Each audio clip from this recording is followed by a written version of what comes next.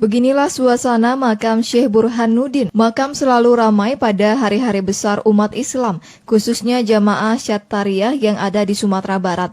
Lokasi ini juga sering menjadi tempat bernazar bagi umat muslim di waktu-waktu tertentu. Biasanya dilakukan oleh para pedagang dan pengusaha yang berada di perantauan. Dari Padang Pariaman, Rudi Yudhistira, Padang TV. Biasa aja kali. Kalau bos dia mah. Oh my god. Nu mah masak mah. Mama.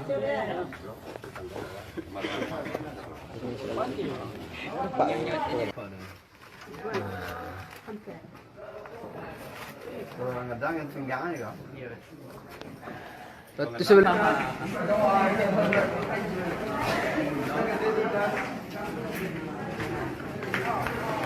lampu kuat.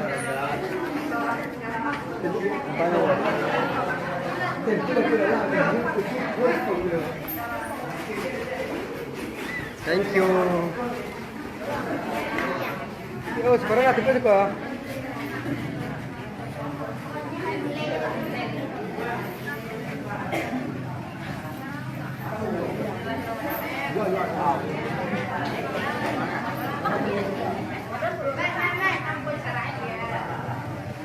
Ya nói chẳng có hai mày á.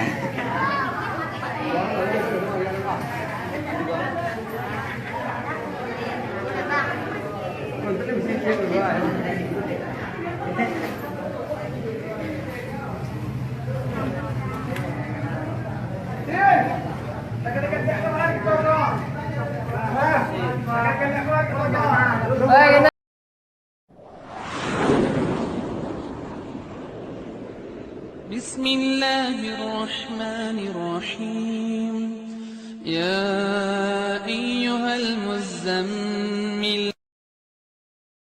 Perbuatan syirik ini teman-teman sekalian, ujung-ujungnya mayoritasnya itu karena duit, masalah duit duniawi saja. Kita lihat kuburan-kuburan yang disembah, yang didatang-datangin, urusannya duit. Hanya orang yang tidak takut kepada Allah, kemudian dia mau menyesatkan manusia, minta duit. Saya pernah waktu tahun 89, masih SMP, saya belum mengerti apa-apa sebenarnya. Itu masih SMP, saya pernah, artinya masih kanak-kanak sekali. Saya waktu itu masih kelas 3 SMP. Dikirim ke Mesir oleh ayah saya, ada paman saya kebetulan di sana sebelum saya ke Madinah. 1 tahun lebih lah saya di sana waktu itu. Kemudian saya diajak oleh kakak-kakak kelas yang sudah kuliah gitu, untuk keliling Kairo lihat-lihat. Sempat kami datangi salah satu yang didatangi selain piramida, datangin juga masjidnya Imam Syafi'i. Gitu. Ini masjidnya Imam Syafi'i. Kami datang jauh naik bus. Saya juga sudah nggak ingat di mana lokasinya. Yang jelas pada saat itu tiba di masjid tersebut, ternyata masjid itu memang masjid tua dan besar, dan ada di kuburan Imam Syafi'i di sebelah masjid. Tapi sekarang sudah digabung, dan dibuat bangunan dari gabung gitu. Saya masih ingat benar waktu saya pas diajak ziarah kuburannya. Ini kakak kelas sempat bisikin saya, di sini kita berikan salam aja, gitu kan. Jangan ikutin nih orang-orang penjaga kuburan, biasanya minta-minta duit. Nanti minta, ayo saya bantu doain, mau minta doa apa? Gitu. Jadi mau minta doa apa supaya jodohnya mudah lah, supaya rezekinya apalah. Oke, dan semua ada tarifnya tuh. Jadi kalau minta ini ada tarifnya ini, minta ini ada tarifnya itu, luar biasa. Di kuburan, minta kepada Imam Syafi'i. Itu terjadi, saya saksikan dengan mata kepala saya sendiri. Subhanallah, itu dibisikin saya dalam bahasa Mesir, dalam dialek Mesir waktu itu. Kamu saya doakan minta sesuatu sama Imam? Saya bilang enggak, terima kasih. Saya sudah tahu kakak kelas tadi saya ini sudah bilang gitu kan. Maksud saya ini senior kami yang lebih dulu datang. Jadi kami cuma datang, tapi itu fenomena yang saya lihat. Dosen, setelah saya pergi ke Madinah, ada satu dosen saya di tingkat 3 kuliah, fakultas dakwah waktu itu. Dr. Fahad, semoga Allah jaga beliau. Beliau ini Masya Allah mengajarkan materi yang sangat menarik, akidah, dan suka berikan contoh-contoh yang hidup gitu, yang tepat. Dia cerita, dia bilang salah satu fenomena yang menunjukkan memang syirik ini tersebar selain permainan syaitan juga karena manusianya tamak terhadap urusan dunia. Terjadi di satu kota namanya Tanta. Tanta ini kurang lebih, saya kalau tidak salah ya, sekitar 200 km dari kota Kairo di Mesir. Di sana itu ada satu orang namanya Badawi. Badawi ini sebenarnya tokoh masyarakat tapi bukan orang yang punya, bukan juga syekh, bukan juga seorang alim ulama yang besar gitu, tapi tokoh masyarakat. Waktu dia meninggal, gitu kan, ada satu masyarakat di situ yang mewakafkan tanah untuk kuburannya dia. Diwakafin lah di tengah-tengah perkebunan. Biasa saja orang dikubur, oh seperti jenazah umumnya, orang masih tidak buat apa-apa. Berjalan waktu ternyata pemilik anak turunan pemilik kebun itu sudah mewarisi kebun itu. Maka mereka menjuallah kebun-kebun itu. Sampai akhirnya kuburan ini yang tadinya ada di dalam kebun sudah ada di pinggir jalan. Di pinggir jalan. Dosen saya cerita, dan ini kisahnya masyhur di Mesir. Dia bilang ada 2 orang datang dari kota Kairo naik mobil, kebetulan lewat di kota itu, ban mobilnya pecah pas di dekat kuburan itu. Yang satu lagi perbaikin ban, yang satu ini licik. Dia lihat ke seberang jalan ada kuburan, kuburannya si Badawi itu. Kuburan biasa, orang-orang rupanya pada saat dia lihat 10 menit itu orang udah lalang, setiap orang lewat berikan salam. Kuburan, sunnah Nabi berikan salam kan.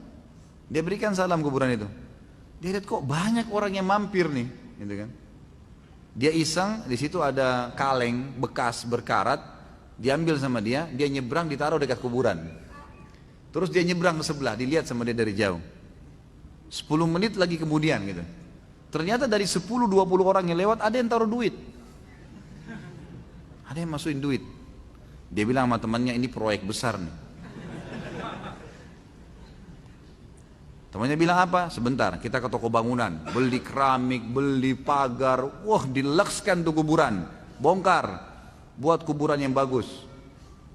Pasang macam-macam, pakai kelambu, tulis kuburannya Syekh Badawi. Nggak ada orang yang panggil Syekh orang ini sebenarnya, gitu kan? Syekh Badawi gitu. Taruh celengan. Lihat 3 hari kemudian ditaruh celengan. Dia ini upaya dia sendiri gitu. Taruh celengan, ternyata hasilnya besar. Ada orang yang iseng, orang yang tidak ngerti mampir taruh duit. Banyak. Sekarang di daerah Tonto terkenal ya.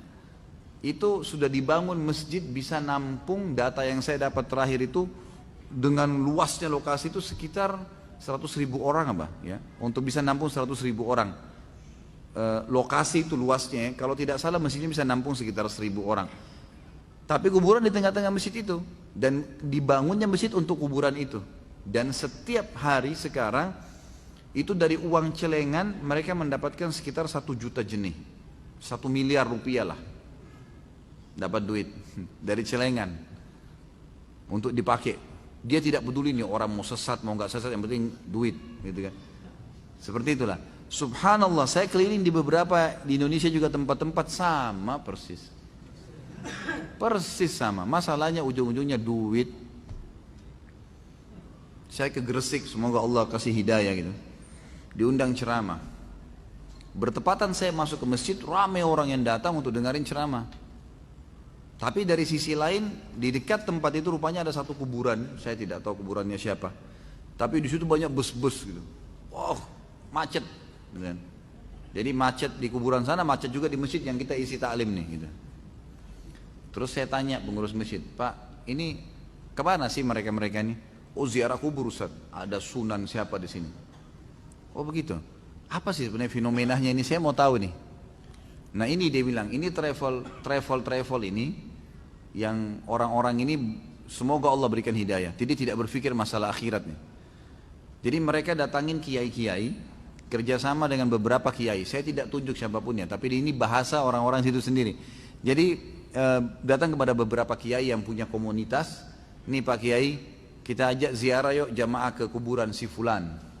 1 bus sekian puluh orang.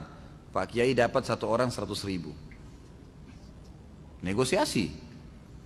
Kalau datang itu 1 hari bisa bolak-balik puluhan ratusan bus. Bolak-balik, apalagi di waktu tertentu. Yang penting Kiai bilang pergi sana. 100.000 per kepala, kali sekian ratus orang. Proyek. Tapi ini proyek api neraka. Alhamdulillah. Ini berbahaya sekali.